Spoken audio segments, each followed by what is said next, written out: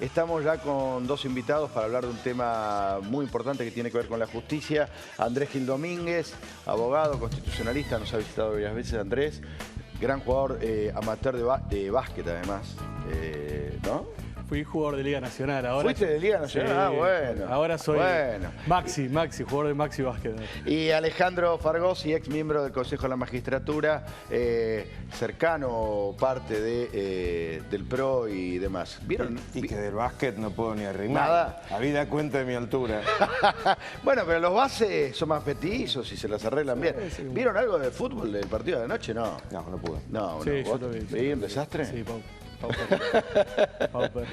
Bueno, el motivo por el cual los invitamos es que ayer hubo movimiento otra vez en el Consejo de la Magistratura. Se supo que habían corrido gente de allí, justamente la gente que hace auditorías dentro del Poder Judicial, para poner gente vinculada a Carlos Kunkel y demás. Da la sensación de que está el gobierno otra vez intentando dejar huella para después del 10 de diciembre. ¿Qué es lo que saben de eso? ¿Qué nos pueden contar? Sí, en realidad nunca dejó de intentar dejar huella. Para que la gente capte de qué se trata. El Consejo de la Magistratura, que ya más o menos, no te digo todos, pero muchos saben en qué consiste. Sí, es el órgano que pone y saca jueces. Claro. Tiene un cuerpo de inspectores, por llamarlo de alguna forma, un cuerpo de auditores, como se lo llama técnicamente, que revisa el funcionamiento de los juzgados que el Consejo le indica, claro. Revise acá, revise allá, para ver si funcionan bien, si hay alguna denuncia, cómo se está llevando el tema. Son, para ponerlo en términos de serie policial norteamericana, asuntos internos, como claro, ellos. Está bien. Son asuntos internos, pero dependen del Consejo, del plenario del Consejo. Ahora el kirchnerismo, usando la mayoría de 7 miembros que tiene, ellos tienen 7 votos siempre seguros. Sí. No tienen los 9 para sacar jueces, pero tienen 7. Bueno, ha descabezado a la jefatura del cuerpo de auditores y está dominándolo para... ¿Qué? Para apretar jueces, porque básicamente es apretarlos. ¿Y eso se puede definir por mayoría simple? Sí, eso va por mayoría simple. Va por mayoría simple. ¿Esos eran qué? ¿Eran cuadros técnicos y ahora son cuadros políticos? Sí, es un poco la transformación que vemos todo este tiempo en la justicia, pero ¿no? necesariamente no solamente tienen que ser cuadros técnicos e idóneos, sino también necesariamente tiene que haber una búsqueda de consenso por parte de todos los integrantes del Consejo de la Magistratura para este tipo de designaciones. Porque en la medida que las designaciones sean tan parciales como se han hecho ahora, el cuerpo, que cumple un cometido muy importante, que es dotar de eficacia el funcionamiento del Poder Judicial, deja de poder cumplir con sus objetivos y se convierte en una suerte de gestapo interna que va a ser manejado por el kirchnerismo y que de alguna manera en esta evaluación o investigación que va a hacer a los jueces, seguramente después va a decantar que aquellos jueces que no son oficialistas, no acompañan de oficialismo, van a empezar a tener aperturas de procesos disciplinarios. Y los que son amigos no van a tener ningún problema. Es tremendo lo que están contando, ¿eh? A ver, estamos hablando de que están armando un grupo de auditores kirchneristas que van a revisar a los juzgados, que le van a golpear la puerta seguramente a los jueces que molestan, ¿no? A los jueces que... Sí. Porque no se van a meter con los jueces de familia, calculo. No, el tema no pasa por los juzgados de familia, pasa por la justicia que investiga corrupción. Es la palabra que usó recién Andrés, que ayer comentaba Ernesto Sanz, que fue parte del Consejo. Esto es la creación de una Gestapo para mantener asustados, presionados, apretados a los jueces. Y lo que es increíble es que estamos a 62 días del final. Y sin embargo, yo apuesto que hasta el día 10 a la mañana, antes de transmitir la banda del bastón, va a estar haciendo algo en materia judicial. ¿Eso qué es? ¿Miedo a los procesos por corrupción que vengan después del 10 de diciembre? ¿Qué hay en el gobierno con esto? Totalmente, sí. Porque no hay muertos en el placar, hay muertos en el vestidor.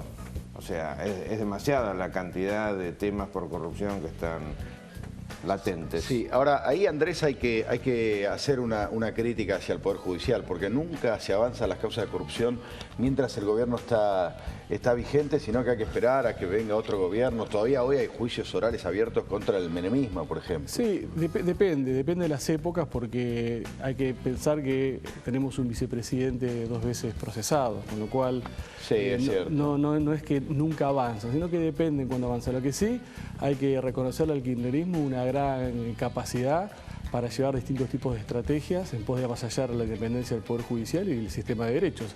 Lo intentaron con la democratización de la justicia, lo paró la justicia. Lo intentaron con la ley de subrogancia, la justicia un poco lo ha parado. Y ahora han tomado un ámbito donde va a ser muy difícil poder frenarlo judicialmente. A ver, ahí es cierto que son órganos separados, pero la Corte Suprema de Justicia todos estos años no ha hecho demasiado por frenar esta avanzada sobre el Poder Judicial.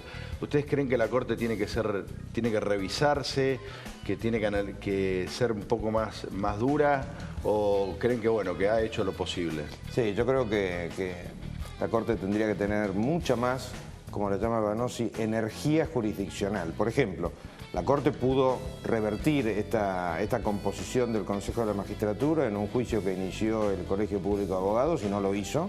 Ahora hay otro planteo que está en trámite del Colegio de Abogados de la Ciudad de Buenos Aires, veremos qué pasa. Pero lo cierto es que la Corte podría ser mucho más dura con estos atropellos y el sistema judicial podría ser más duro. Aprovecho para pasar un dato que es interesante. En uno de los juicios contra la democratización lo inicié yo. Y ahí estoy cuestionando la presencia del senador Godoy, porque no es abogado en el Consejo. Bueno, hace como un año que estoy luchando para que la medida cautelar que había obtenido se haga eficaz. El otro día la Cámara me dio la razón, tiene que volverse a dictar sentencia. Ese séptimo voto de Godoy no es válido. ¿Los miembros del Consejo tienen que ser abogados? Según la democratización de la justicia, no, pero yo obtuve una cautelar pidiendo que esa reforma se mantenga suspendida, con lo cual hoy sí tienen que ser abogados. Hoy sí tienen que ser abogados. Con lo cual esos 7 votos no los tienen.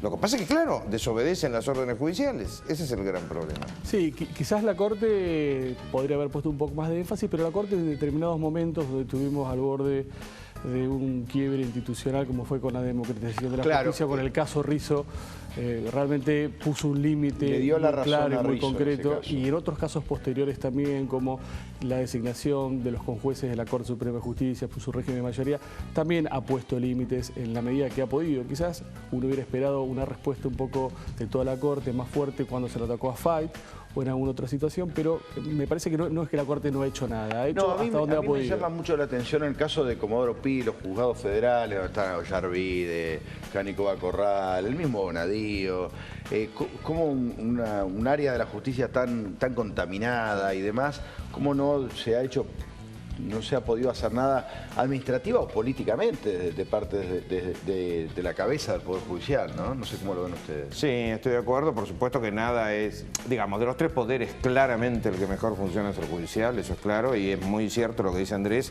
No es que la Corte no hizo nada, ni mucho menos. Lo que pasa es que, claro, en momentos como este, uno tiene una expectativa de mucho mayor impulso, mucho mayor rigor, que es lo que está diciendo. Se está rumoreando desde hace varios días que hay una especie de intento de pacto entre el peronismo y el radicalismo para designar, quedan 2 vacantes en la Corte Suprema de Justicia, para designarlo ahora, en estos días, en estas semanas antes del 10 de diciembre. Incluso hay algunos nombres que circulan. ¿Qué saben de esto y qué les parecería que se aprobaran ahora los nuevos ministros de la Corte? Bueno, creo, desde un punto de vista de ética política, me parece que si algo no se puede hacer en estos últimos 62 días de unicato kirchnerista es hacer pactos de ninguna índole. O sea, el país tiene que cambiar, hasta el título del partido que integra el radicalismo se llama Cambiemos, con lo cual cambiemos hasta en eso. Alejandro, ¿escuchaste que hay rumores de eso? Escuché. El Radio Pasillo dice que están negociando. Escuché, pero cambiemos, pongámonos serios de una buena vez. ¿Andrés? Yo no tengo pruebas. No, yo he escuchado, pero no tengo pruebas. Lo que sí le haría muy mal a una expectativa de un cambio institucional en la Argentina, que tengamos un nuevo pacto de Olivos. De espaldas a la gente, sin buscar los mejores más allá de la identificación partidaria, y a 62 días de un gobierno que deja el poder, que muy poco ha hecho por la independencia del Poder Judicial. Me parece que un nuevo pacto de Olivos le haría muy mal a todo el sistema institucional. Sí, sería una locura. Además, digo, hace las vacantes, hay una de las vacantes, la de Zaffaroni, que está de principio de año, si no lo hubieran hecho en enero o febrero. Sí, hoy ya estamos muy cerca. Creo que hay 2 planos. Un primer plano, que si hay una corte de 5, tiene que haber 5 miembros.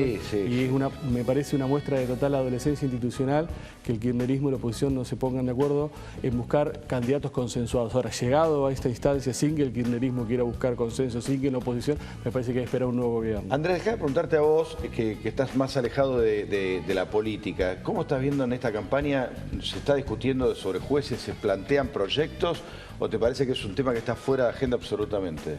No, me parece que lo que es el Poder Judicial y ciertas cuestiones que nos deja el kirchnerismo, como por ejemplo, uno de los remanentes de la democratización de la justicia, que es una ley de medidas cautelares contra el Estado, que hace que sea imposible que una persona que hoy litigue contra el Estado pueda obtener una medida cautelar de forma sencilla, eso no está en la agenda de ninguno de los candidatos. Y me parece que es un gran olvido y un gran problema, porque no sabemos qué va a ser el que gane con muchos temas nodales que nos deja el kirchnerismo. ¿Se puede tener una justicia mejor, Alejandro? Porque vos decís, a mí me sorprende igual que digas el mejor poder del Estado sí es la justicia. La sensación en la calle es que la justicia no está trabajando bien. Es que dije entre los tres. Entre los tres, claro. Lo bueno, dije en términos de comparación internacional. Es decir, el problema es que el Congreso prácticamente no funciona y cuando lo hace obedece los úcases del gobierno. Y el Ejecutivo quiere avanzar sobre los otros poderes. El nivel de comparación ayuda a decir esa frase. Lo que sí se puede es mejorar significativamente. Tenemos muchos problemas, como bien señalaba Andrés, en materia legislativa, proyectos que no se hacen o proyectos que se hicieron, que yo en lo personal he criticado muchísimo y lo voy a seguir haciendo, como el Código Civil, pero lo cierto es que mejorar se puede, entre otras cosas, por algo muy importante, y es, si se puede componer una corte que no sea negociada, como también señalaba Andrés, que no sea negociada sino consensuada, que no es lo mismo, es enorme la diferencia. Esa corte, por la forma de trabajo que tiene el Poder Judicial, puede sentar una cantidad de bases y de cambios que sean significativos. Y digo uno que parece sonso y es enorme. Los jueces, hasta que no tengan la justicia al día, no pueden hacer otra cosa que ser jueces. Esto, que parece una pavada, es trascendental. ¿Pero por qué? Por ejemplo, que dejen de dar clase, de escribir proyectos de ley o hacer cualquier otra cosa que no sea poner al día, como haría vos en tu trabajo. Perdón, hay un juez federal que tiene una financiera. Sí, eso ni hablar. No, eso por supuesto ni hablar. Lo que pasa es que yo concuerdo, Alejandro, los jueces tienen que ser full life.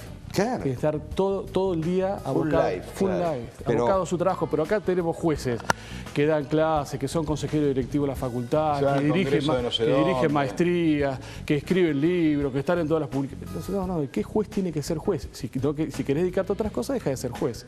Excepcionalmente podés dar clase, pero los jueces tienen que dedicarse a ser jueces. Sí, es como si hubiera perdido, no sé, como si no fuera suficiente. La verdad que deberían estar súper orgullosos de ser jueces. Eso lo corrige en 1 minuto y medio la Corte, revocando todos los permisos que ha dado para ejercer cargos que no sean en el judicial. A ver, entonces me estás dando la razón de que la Corte tiene mucho más para hacer. Claro que te doy la razón. El problema es que el primero que se tendría que revocar los permisos es el presidente de la Corte Suprema. ¿Por qué? ¿Qué hace? Porque da muchas clases, escribe. Claro. Pero pensemos lo siguiente, por eso dije que no solamente es dar clase, sino dar conferencias hasta escribir leyes. La Corte, la Corte tiene hoy en día los miembros que todos sabemos, ¿sí?